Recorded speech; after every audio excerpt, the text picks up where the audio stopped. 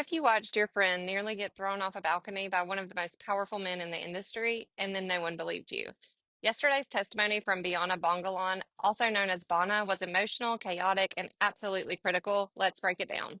Bana described several incidents involving violence, drugs, and fear. She said Diddy once came into Cassie's home and threw a knife at her, then just stormed off. Another time, he lifted Bana up and held her over the edge of the balcony of her 17th floor apartment and was screaming, "You know what the fuck you did."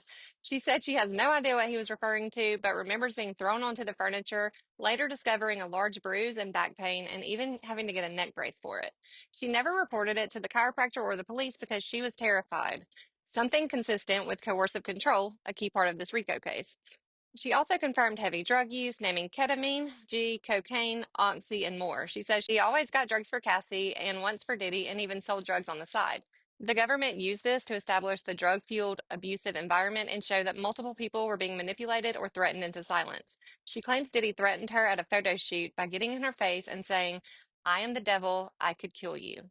But here's the catch. She didn't include these incidents in her first interviews with the government. Instead, she included them in a $10 million demand letter sent by her then attorney, Tyrone Blackburn.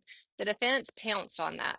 On cross-examination, Diddy's attorney painted her as unreliable, saying her story changed over time. She admitted to heavy drug use. She couldn't remember details like whether she was smoking a blunt or cigarette. She contradicted Cassie's lawsuit about where the balcony incident happened, and she never initially told the government about the threats. They even questioned whether the balcony story was completely embellished or strategically timed to match Cassie's lawsuit. But here's what matters. Even with the inconsistencies, the overall pattern of abuse, drugs, coercion, and fear remains intact. That's what prosecutors are leaning on in this RICO case. That these weren't isolated events, they were part of a criminal enterprise of control and abuse. We're seeing the defense hammer credibility, the prosecution is building a pattern, and the jury has to decide who they believe. She's back on the stand today, so stay tuned and I'll keep breaking it down with all the facts and no fluff.